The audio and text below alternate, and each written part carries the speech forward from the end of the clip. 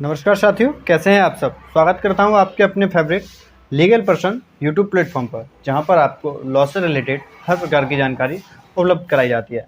आज हम जानेंगे एविडेंस एक्ट 1872 के बारे में, भारतीय साक्ष्य अधिनियम 1872, जो LLB सेकेंड ईयर और BLLB फोर्थ ईयर के लिए ये क्वेश्चन पेपर बेहद इंपॉर्टेंट है। तो यहाँ पर आज जो है हमने कोई भी क्वेश्चन नहीं किया है, सारे का सारा एविडेंस सिर्फ एक ही वीडियो में कवर होने वाला है। इससे बाहर पेपर में कुछ नहीं आएगा, कुछ भी नहीं, ये गारंटी है 110%, लिख के रख लीजिएगा। 1 लाइनर है टोटल ये, और इससे बाहर कुछ भी नहीं आएगा। तो इसको स्टार्ट करने से पहले मैं कुछ बता देता हूँ आपके लिए। ये एविडेंस एक्ट 1872 है। ये सितंबर के फर्स्ट दिन, प्रथम दिन सितंबर के 1872 से लागू दिन को प्रवर्त माना जाएगा। ठीक है, प्रवृत्त माना जाएगा। और ये वैसे तो सभी न्यायिक कार्रवाइयों को लागू होगा, किंतु नोट कर लीजिएगा, सुन लीजिएगा ध्यान से, किंतु ना तो किसी न्यायालय या ऑफिसर के समक्ष पेश किए शपथ पत्रों को लागू है, और ना तो किसी मध्यस्थ के समक्ष की कार्रवाइयों को। ठीक है, इतना आपको समझ में आ गया हो। ना तो किसी न्यायालय या ऑफिसर के समक्ष पेश किए शपथ पत्रों को लागू है, और न किसी मध्यस्थ के समक्ष किसी कार्रवाई को। ठीक है, ये चीज़ आपको क्लियर हो जानी चाहिए। और हम अब यहाँ से सेक्शन 3 जो निर्वचन खंड कहलाता है, हम उससे अब हम इसकी स्टार्टिंग करते हैं। और ये क्या है कि प्रक्रियात्मक विधि कहलाता है। एविडेंस एक्ट किस प्रकार की विधि है? तो प्रक्रियात्मक विधि है। ठीक है, इस बात को बिल्कुल ना भूलें। तो आगे स्टार्ट करते हैं। सेक्शन 3 है हमारे पास निर्वचन खंड। निर्वचन खंड में डेफिनेशंस दी गई हैं। डेफिनेशंस किस किस की हैं? ये आपको बोथ लैंग्वेज में होने वाला है। मैं आपको ये वीडियो बता दूं, बोथ लैंग्वेज है, इंग्लिश हिंदी। जहाँ पे इंग्लिश मेरे को कंफर्टेबल लगा है, आप लोगों के समझ में जैसे आ जाएगा, वहाँ पे मैंने इंग्लिश का यूज़ किया है, और इंग्लिश वर्ड का, और वैसे हिंदी वर्ड का भी यूज किया गया है। तो देख लेते हैं। सबसे फर्स्ट डेफिनेशन दी गई है इसमें न्यायालय की। तो न्यायालय से क्या अभिप्राय है? न्यायालय से आप क्या समझेंगे? न्यायालय की डेफिनेशन क्या है? तो न्यायालय शब्द के अंतर्गत सभी न्यायाधीश और मजिस्ट्रेट तथा मध्यस्थों को छोड़कर साक्ष्य लेने के लिए वैध रूप से अधिकृत सभी व्यक्ति आते हैं। आपको ये समझ में आ रहा होगा, सभी न्यायाधीश और मजिस्ट्रेट तथा मध्यस्थों को छोड़कर। ये बहुत ही इंपॉर्टेंट पॉइंट है। एक क्वेश्चन यहाँ से 110% आएगा, नोट कर लीजिएगा। मध्यस्थों को छोड़कर साक्ष्य लेने के लिए वैध रूप से प्राधिकृत सभी व्यक्ति आते हैं। आगे देखते हैं हम। आगे इसमें डेफिनेशन है तथ्य की। तथ्य क्या है? ऐसी कोई वस्तु, वस्तुओं की अवस्था या वस्तुओं का संबंध जो इंद्रियों द्वारा बोधगम्य हो, वो तथ्य कहलाएगा। ठीक है। नंबर 2 है कोई मानसिक दशा जिसका भान किसी व्यक्ति हो, वो भी तथ्य कहलाएगा। ठीक है। नेक्स्ट है इसमें सुसंगत, जिसे रिलेवेंट कहा जाएगा। सुसंगत की डेफिनेशन दे रखी है। विवादक तथ्य, फैक्ट एंड इश्यू की डेफिनेशन दे रखी है। ठीक है। आगे है आपका दस्तावेज, डॉक्यूमेंट की डेफिनेशन दे रखी है। अब दस्तावेज में क्या क्या आता है देख लीजिए।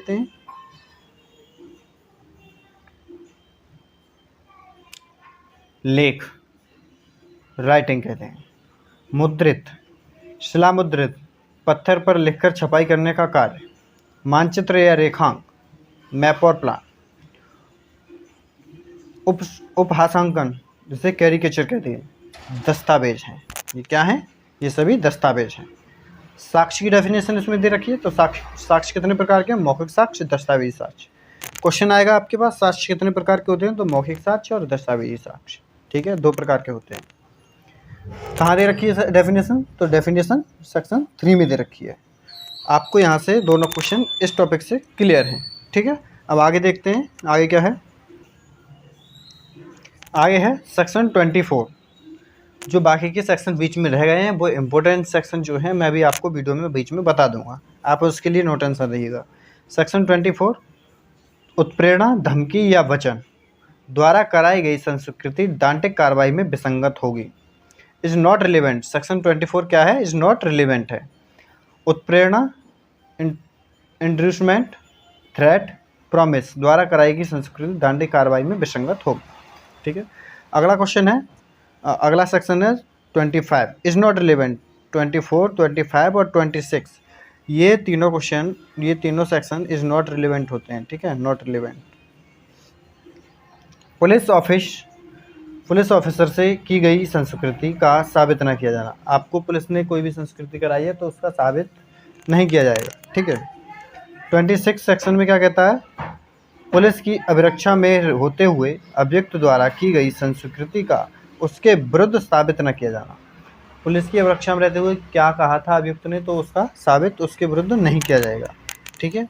आगे देखते हैं क्या है, नेक्स्ट सेक्शन है 27। तो 27 क्या कहता है, अभियुक्त द्वारा प्राप्त जानकारी में कितनी साबित की जा सकेगी। अभियुक्त द्वारा जो भी जानकारी प्राप्त है उसमें कितनी साबित की जा सकेगी। धारा 27 के अधीन केवल वस्तु की बरामदगी अनुज्ञेय है जहां से वस्तु पाई जानी है के बजाय व्यक्ति की पहचान धारा 27 के प्रावधानों को आकर्षित नहीं कर सकती, ठीक है। जहाँ से वस्तु पाई जाती है वही आपको यहाँ से बरामदगी वही साबित की जा सकेगी सेक्शन 27 में। आगे देखते हैं हम सेक्शन 31।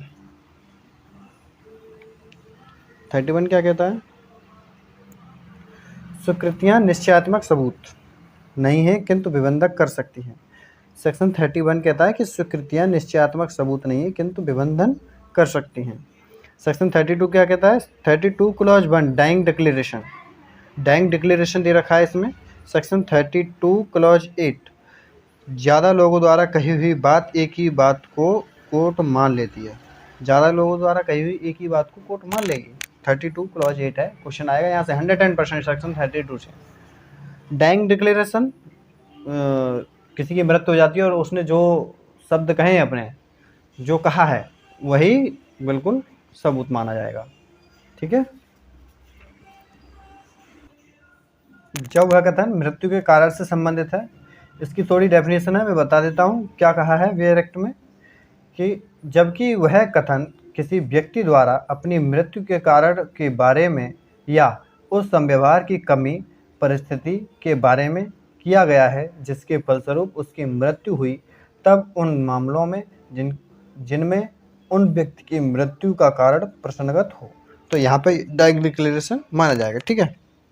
आगे है सेक्शन 32 क्लॉज 4 सिंपली राइट और कस्टम के बारे में बताता है। सिंपली राइट और कस्टम के बारे में बताता है, अधिकार और रूढ़ि के बारे में, ठीक है।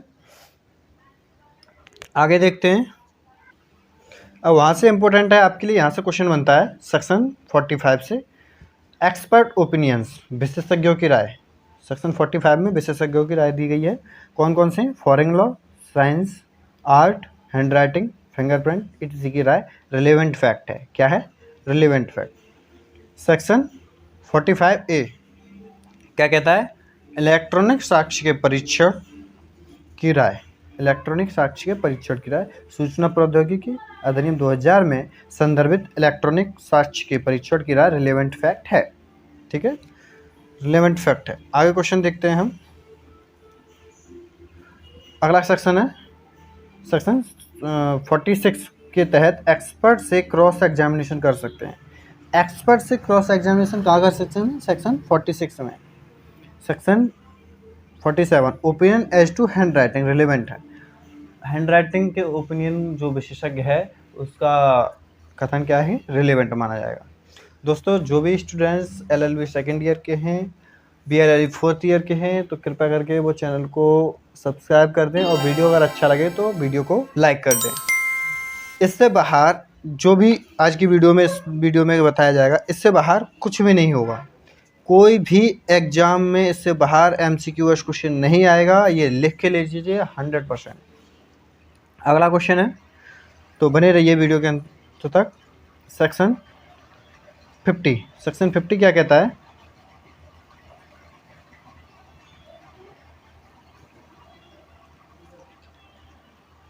Opinion on relationship is not relevant in IPC section 494, 495, 497 और 498।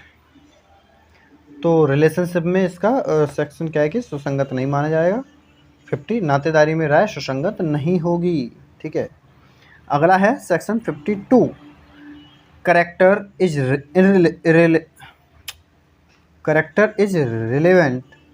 Relevant in civil case. Civil मामलों में आचरण विसंगत है। आचरण कैसा है? सिविल मामलों में विसंगत है, कैसा भी हो कोई मतलब नहीं है। अगला है section 53, previous good character is relevant in criminal case. दांडिक मामलों में पूर्वतन अच्छा आचरण सुसंगत है। दांडिक मामलों में पूर्वतन अच्छा आचरण कैसा होगा? सुसंगत होगा। नेक्स्ट सेक्शन देखते हैं। नेक्स्ट सेक्शन है हमारे पास सेक्शन 53, करेक्टर और previous sexual experience not relevant in same case. तो कतिपय मामलों में सील या पूर्व लैंगिक अनुभव के साक्ष्य का सुसंगत न होना। ठीक है, सेक्शन 53। सेक्शन 54 कहता है अभियुक्त व्यक्ति बुरे सील का है, तथ्य विसंगत है जब तक कि इस बात का साक्ष्य न दिया गया हो कि वह अच्छे सील का है। जब तक आप किसी के गुड करेक्टर के बारे में नहीं बताएंगे तब तक व्यक्ति के बैड करेक्टर के बारे में हम नहीं कह सकते। ठीक है, अगला सेक्शन है section 55, character as affecting damage, नुकसानी पर प्रभाव डालने वाला सील। अब आगे हमारा चैप्टर 4 मौखिक साक्ष्य के विषय में बताता है। मौखिक साक्ष्य कहाँ से स्टार्ट है? सेक्शन 59 से। मौखिक साक्ष्य द्वारा तथ्यों का साबित किया जाना, इसमें दस्तावेजों या इलेक्ट्रॉनिक अभिलेख की अंतर्वस्तु के सिवाय, दस्तावेजों और इलेक्ट्रॉनिक अभिलेख की अंतर्वस्तु के सिवाय बाकी मौखिक साक्ष्य में आ जाता है। ठीक है ना। सेक्शन 60 है हमारा पास, oral evidence must be direct. मौखिक साक्ष्य प्रत्यक्ष होना चाहिए। मौखिक साक्ष्य कैसा होना चाहिए? प्रत्यक्ष होना चाहिए। 59 के बाद 60 आ गया हमारे पास। 60 कहता है oral evidence must be direct. ठीक है, हो गया ये। चैप्टर 5 आ गया, दस्तावेज साक्ष्य के विषय में। दस्तावेज साक्ष्य के विषय में क्या है? सेक्शन 61 से 90 तक है ये, 61 से 90 तक। तो देखते हैं।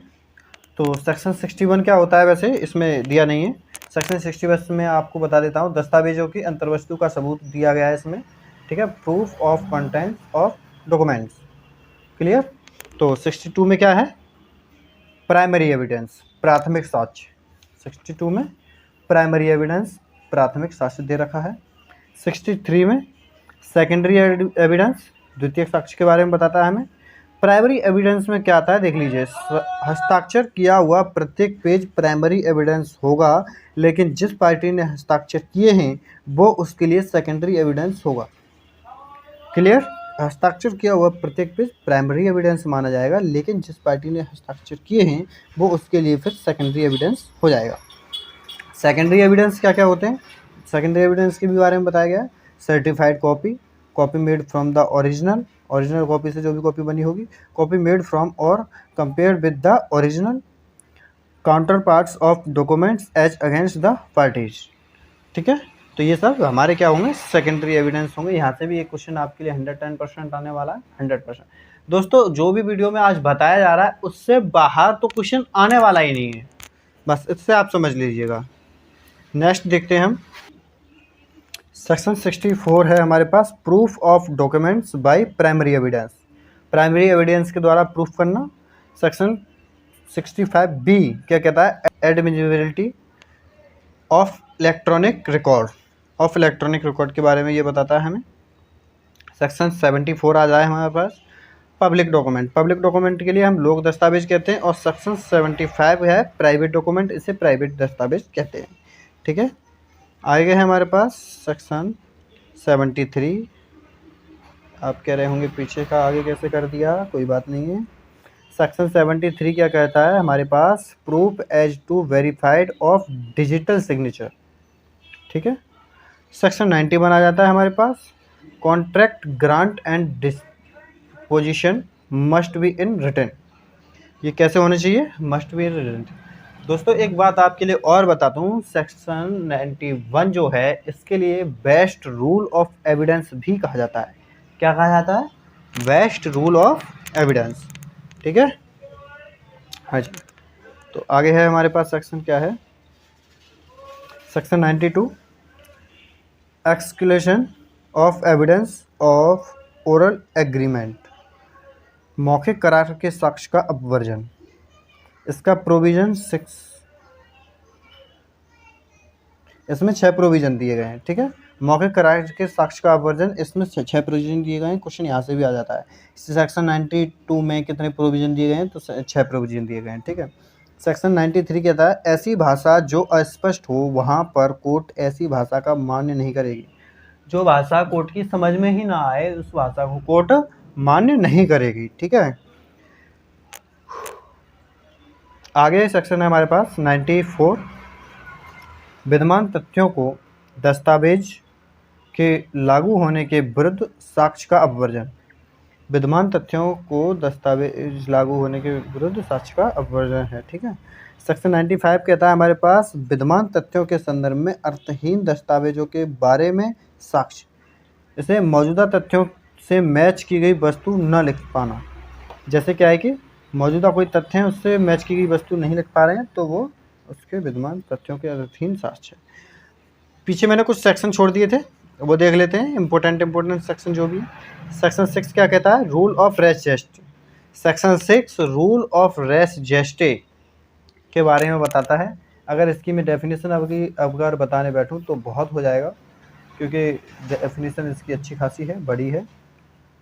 तो आप ऐसे ही MCQS में इतना ही आएगा सिर्फ, ठीक है। Relevancy of fact forming part of same transaction, same transaction में रूल ऑफ रेस जेस्टे होता है, ठीक है। क्लियर। आगे है section 4, may presume, shall presume और कॉन्क्लूसिव प्रूफ के बारे में ये बताता है। मे प्रिज्यूम, सेल प्रिज्यूम और कॉन्क्लूसिव प्रूफ के बारे में बताता है, ठीक है। आगे देखते हैं। आगे हमारे पास सेक्शन है सेक्शन 101, बर्डन ऑफ प्रूफ, सबूत का भार किस पर होगा, ठीक है। ये बताता है जो व्यक्ति न्याय चाहता है उसी पर होता है सबूत का भार। ये आपके लिए बता दें सेक्शन 101 में दे रखा है। ये सेक्शन 102 में है, क्या है, ऑनर्स ऑफ प्रूफ। सेक्शन 102 को ऑनर्स ऑफ प्रूफ भी कहते हैं, जो शिफ्ट होता रहता है सबूत का भार, कभी इस पे तो कभी दूसरी पार्टी पे होता रहता है, तो इसको ऑनर्स ऑफ प्रूफ भी कहा जाता है। सेक्शन 3 क्या कहता है हमारा 103 विशिष्ट तथ्य के बारे में सबूत का भार, पार्टिकुलर फैक्ट है। सेक्शन 105 सेल्फ डिफेंस के में होता है ये, burden of proving that case of accuse, burden of proving that case of accuse, ठीक है। आगे देखते हैं हम सेक्शन 106 क्या कहता है, जिस व्यक्ति को जिस तथ्य का ज्ञान होता है वह उस तथ्य को साबित करने का भार उसी पर होगा। जिस व्यक्ति को जिस तथ्य का ज्ञान होता है उस तथ्य को साबित करने का भार उसी व्यक्ति पर होगा जिसको नॉलेज होती है, ठीक है ना। इसे रेस स्पालेक्ट्रम भी कहा जाता है। इस सेक्शन को 106 याद रखिएगा, सेक्शन 6 को रेस जेस्टे कहा जाता है और इसको क्या जाता है, रेस स्पालेक्ट्रम, ठीक है, 106 को। अगला सेक्शन है हमारे पास सेक्शन 115, स्टॉपल विबंध के बारे में। ये इसमें यहाँ पे डेफिनेशन दी गई है, ये क्वेश्चन 100% आएगा स्टॉपल विबंध के बारे में, ठीक है। सेक्शन 118 हु मे टेस्टिफाई, कौन साक्ष्य दे सकेगा। तो ये जो सेक्शन है 118 ये कहता है ऑल पर्सन जो सवालों को समझ सके और जवाब दे सके, प्रत्येक व्यक्ति, ऐसा व्यक्ति जो सिर्फ सवाल को समझ सके और उसका जवाब दे सके, साक्ष्य दे सकता है, ठीक है। अब ऐसा व्यक्ति जो समझ ही नहीं पाए सवाल को, कह रहे हैं उससे कि तुमने मर्डर करते हुए किसको देखा, और वो बता रहा है हम मेरे बाइक चलाते हुए उसको देखा, तो भाई ऐसा नहीं, केवल सवाल को समझ सके उसके लिए है ये, ठीक है, उसके बारे में बताता है। अगला सेक्शन है section 119, witness unable to communicate verbally, जो व्यक्ति बोल नहीं सकता वह लिखित साक्ष्य या इशारे द्वारा साक्ष्य कोर्ट में दे सकता है। सेक्शन 119 कहता है ये, जो व्यक्ति बोल नहीं सकता वह लिखित या इशारे द्वारा साक्ष्य कोर्ट में दे सकता है। अगला सेक्शन है हमारे पास सेक्शन 121, जजेज एंड मजिस्ट्रेट के बारे में बताता है। ये जजेज एंड मजिस्ट्रेट के बारे में बताता है, 121 कहते हैं। हाँ, तो पीछे जो सेक्शन रह गए थे आधे मैंने उधर बता दिए, 2-3 इधर देख लीजिएगा। सेक्शन 11 को क्या कहते हैं, प्ली ऑफ एलिवाई। प्ली ऑफ एलिवाई अन्यंत्र स्थिति का अभिभाग, ठीक है। सेक्शन 17 इसमें एडमिशन की स्वीकृति की परिभाषा दी गई है। सेक्शन 20 एक्स्ट्रा जुडिशियल कन्फेशन, न्यायिकोत्तर संस्कृति के बारे में इसमें बताया गया है, एक्स्ट्रा जुडिशियल कन्फेशन के बारे में। तो यहाँ से भी क्वेश्चन बहुत अच्छे से आते हैं, ठीक है। तो ये आप बिल्कुल ये ना समझें कि वीडियो में कोई अलग से चीज़ है या कम चीज़ बताई गई है, पूरा पेपर यहीं से आएगा, लिख लीजिए। नेक्स्ट देखते हैं हम, आगे है सेक्शन 111, एक पक्षकार का संबंध सक्रिय विश्वास का है। एक पक्षकार का संबंध कैसा है, सक्रिय विश्वास के बारे में बताता है। सेक्शन 111 ए क्या कहता है, प्रिजम्पशन एज टू सर्टेन ऑफेंसर, कुछ अपराधों के बारे में उपधारणा, ठीक है, इसके बारे में बोलता है। सेक्शन 112 क्या कहता है, बर्थ ड्यूरिंग मैरिज, विवाहित स्थिति के दौरान में जन्म होना धर्मजत्व का निश्चयात्मक सबूत है। अगर कोई महिला विवाहित है, उसी स्थिति में उसका बर्थ हुआ है किसी बच्चे का, तो उसका धर्मजत्व का क्या है कि निश्चयात्मक सबूत है। सेक्शन 13 क्या कहता है हमारे पास, सेक्शन 13 कहता है proof of session of territory. Section 13A किसी विवाहित स्त्री द्वारा आत्महत्या की दुष्प्रेरणा के बारे में उपधारणा करता है, ठीक है, आत्महत्या के दुष्प्रेरण के बारे में। सेक्शन 13B मोस्ट इंपॉर्टेंट है, दहेज मृत्यु के बारे में उपधारणा करेगा, दहेज मृत्यु के बारे में उपधारणा। सेक्शन 16 क्या कहता है हमारे पास, 116 अबधारी का और कब्जाधारी व्यक्ति के अनुज्ञप्तिधारी का विबंध, अबधारी और कब्जाधारी व्यक्ति के अनुज्ञप्तिधारी का विबंध। आगे देखते हैं हम, अगला सेक्शन क्या है हमारे पास, सेक्शन 20। तो सेक्शन 20 क्या कहता है भाई,